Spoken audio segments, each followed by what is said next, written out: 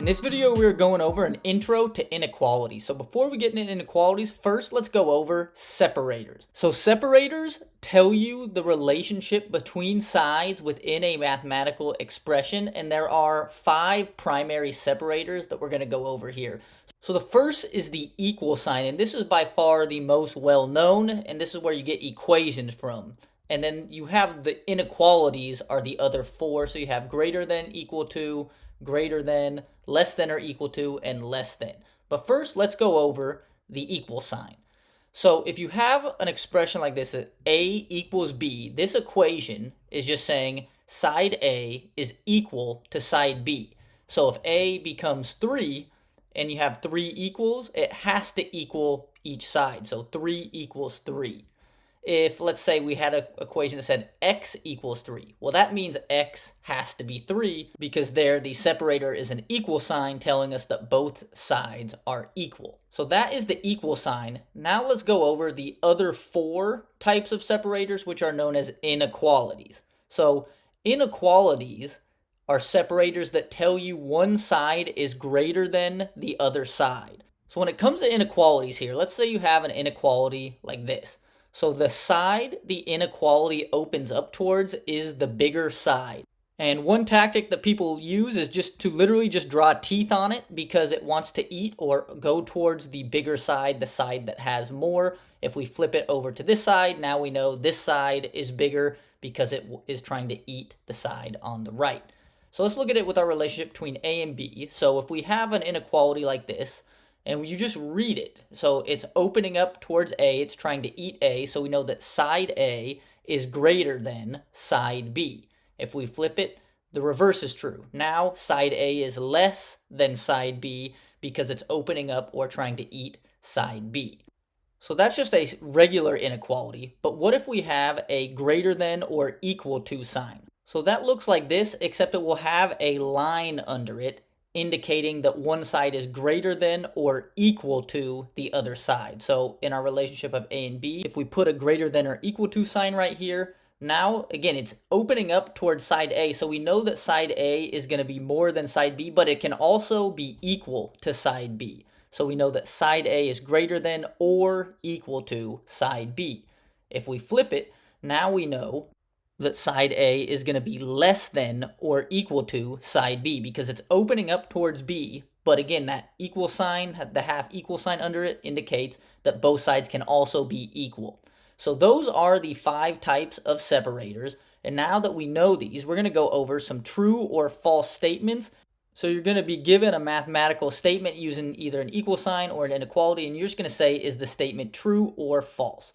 So here's our statement. Then below we're going to type out what the statement is saying. So here we have 7 equals 5. So 7 is equal to 5. And that is a false statement. 7 and 5 are not equal. It would have to be 5 equals 5 or 7 equals 7 to be a true statement. Let's do another one.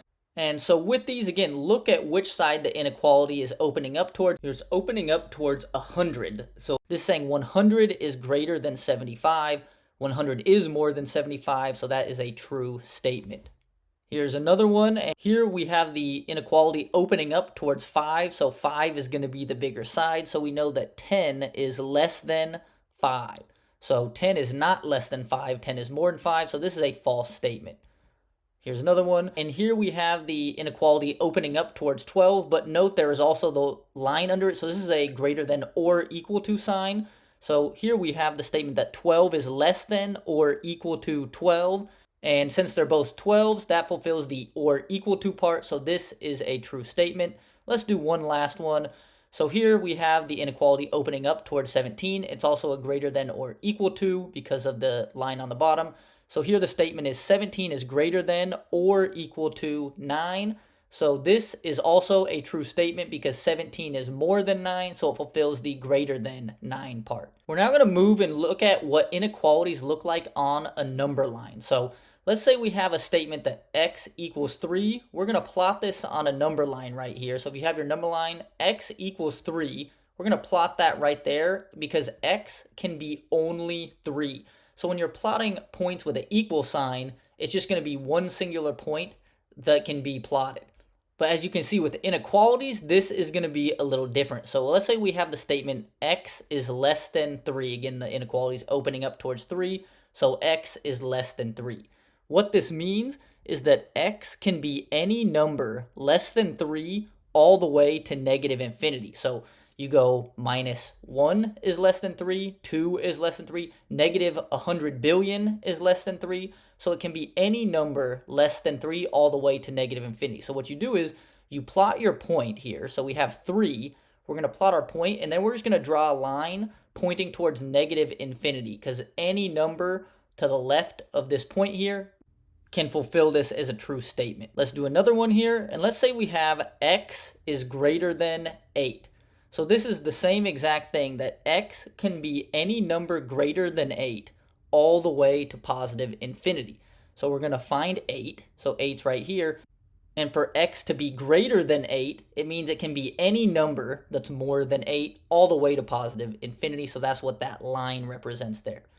Let's do another one. So let's say we have x is greater than or equal to 8. So the difference with these greater than or equal to is in the point that you plot. So here we know that x can be 8 or any number greater than 8 all the way to positive infinity. And that's the difference, is that in this case, x can also be 8.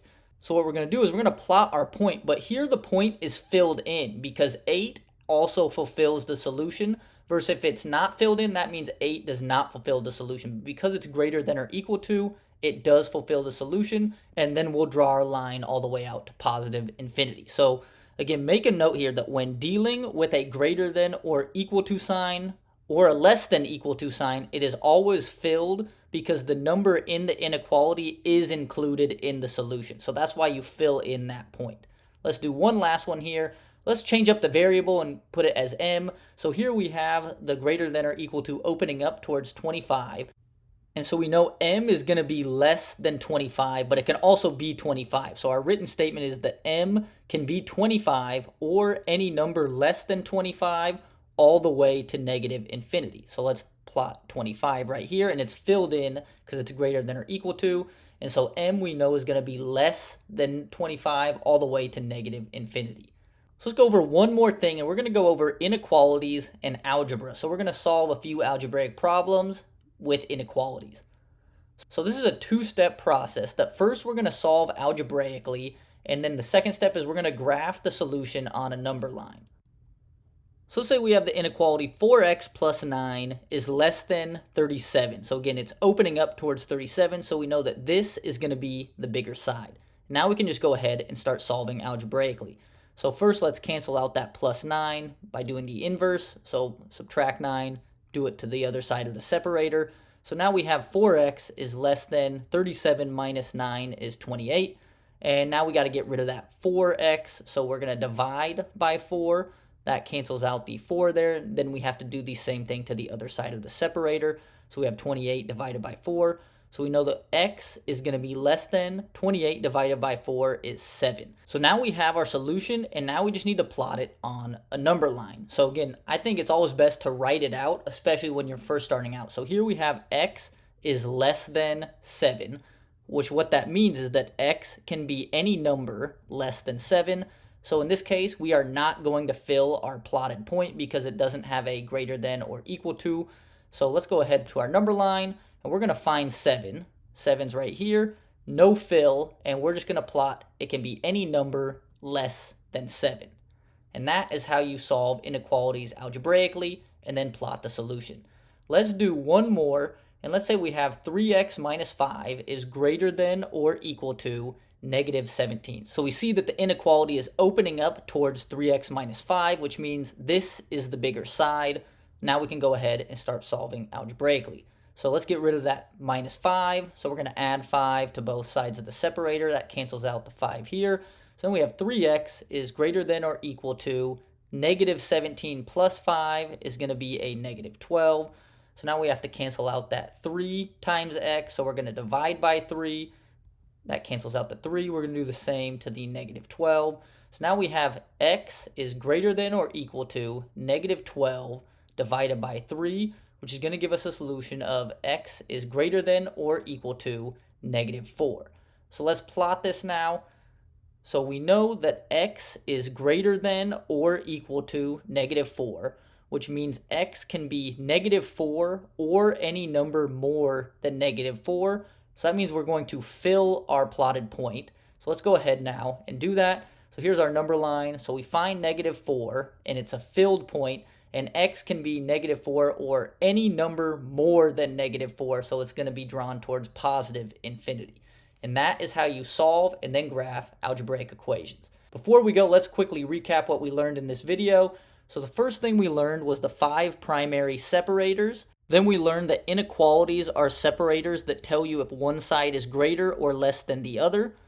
Third thing we learned was how to graph inequalities on a number line. And then the last thing we learned was how to solve an algebraic inequality and then graph the solution on a number line. Thank you for watching. If you found this video helpful, visit us at www.withturtled.com.